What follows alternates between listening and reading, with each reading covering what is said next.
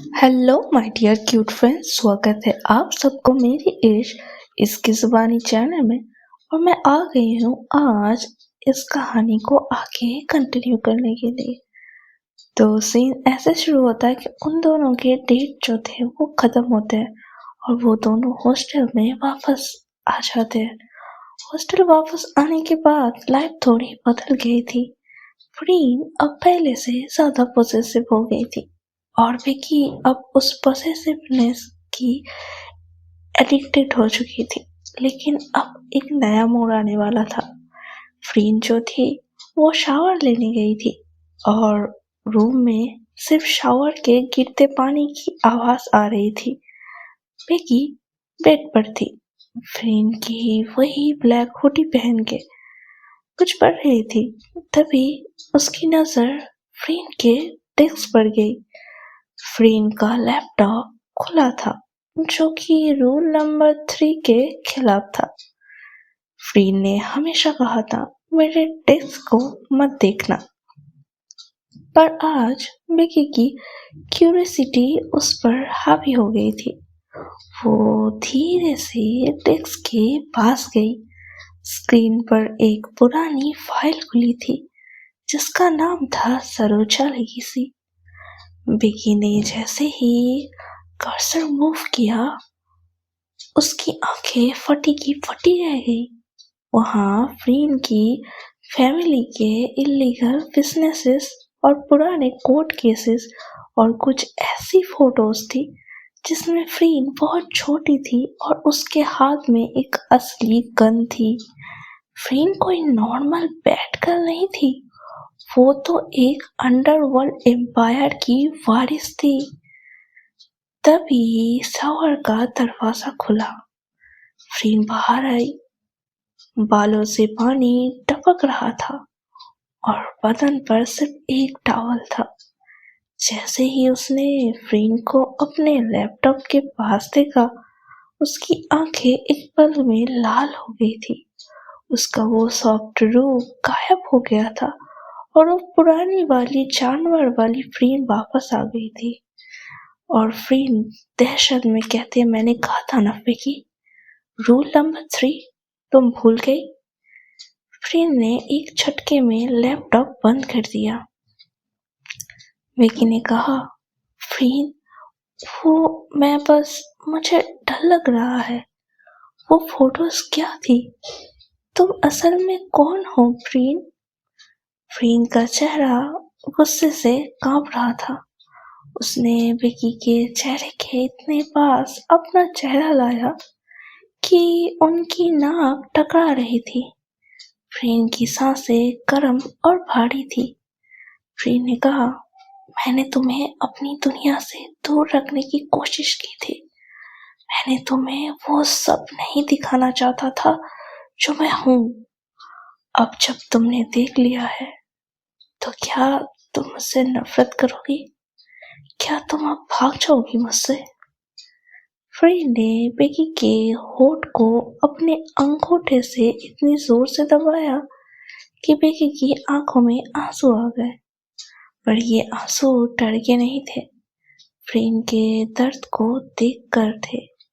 विकी ने कहा नहीं, मैं नहीं भागूंगी फ्रीन। मुझे फर्क नहीं पड़ता तुम्हारा पास्ट क्या है।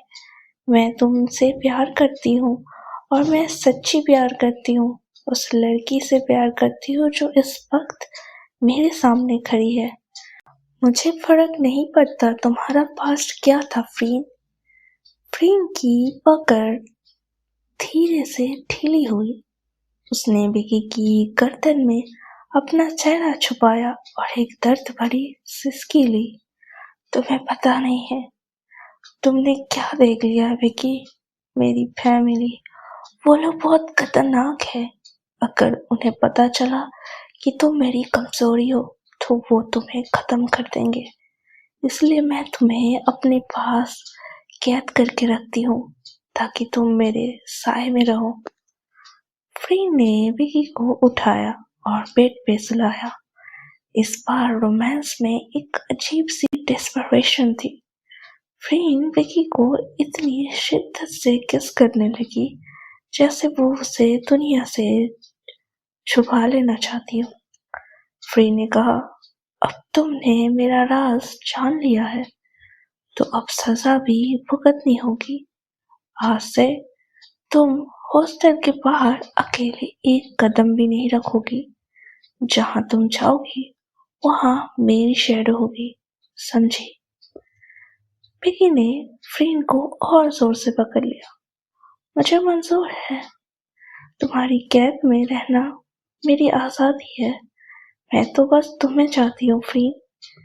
तो उस रात फ्रीन ने विकी को सिर्फ निशान नहीं दिए, बल्कि अपना पूरा सच दे दिया। रूम में अब सिर्फ एक रूममेट का कमरा नहीं था, बल्कि एक सेफ हाउस और ट्रस्ट फील्ड हुआ था। और उन दोनों की एक नई दुनिया बनी थी, जिस दुनिया की सबसे कीमती चीज वो दोनों का प्यार था। फ्रीन अब हर वक्त उसको एक डर सताता था। जब से पिगी ने उसके लैपटॉप के राज देखे थे, फ्रीन को लग रहा था कि कोई दुश्मन कभी भी पिगी तक पहुंच सकते हैं। रात के 12 बज रहे थे। फ्रीन ने रूम के बीच से सारे फर्नीचर हटा दिया और पिगी को बीच में खड़ा कर दिया।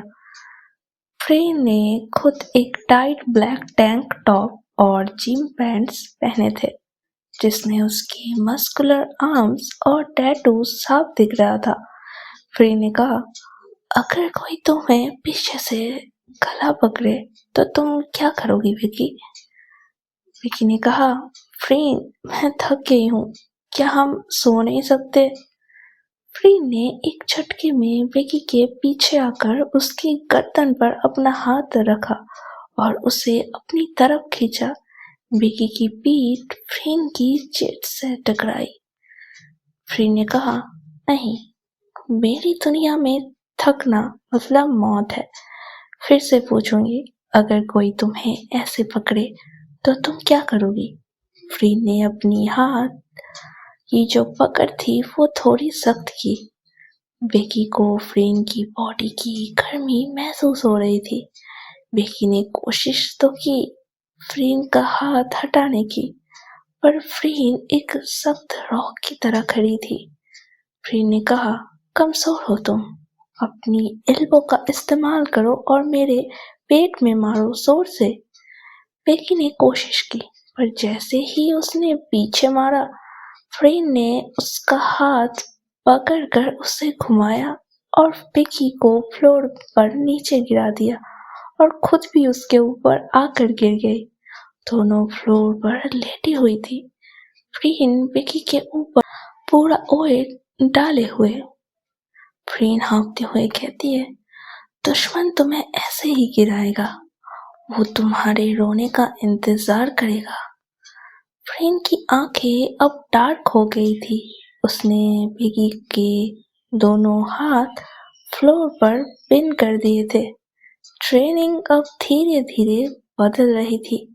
विकी की सांसें तेजी से चल रही थी और उसकी आंखों में डर नहीं, बल्कि फ्रीन के लिए वही पुरानी भूख थी।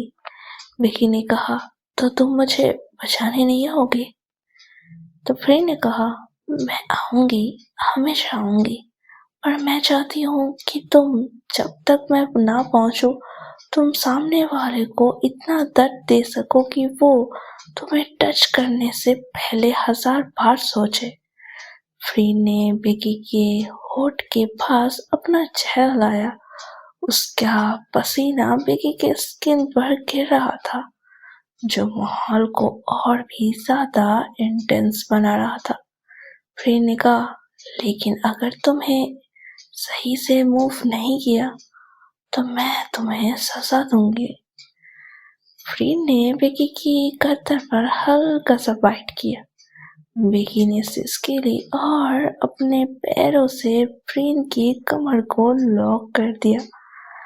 विकी ने कहा, सजा? मुझे तो लगता है तुम बस बहाना ढूंढ रही हो मुझे टच करने का। फ्रीन हल्का सा हंसी, एक ऐसी स्माइल जो बहुत कम दिखती थी।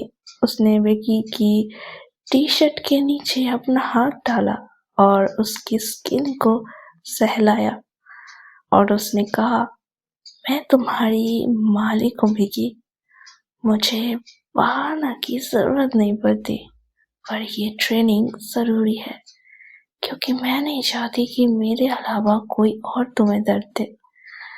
फ्रीन ने विकी को फ्लोर पर इतनी शिद्दत से किस किया कि विकी ट्रेनिंग भूल गई।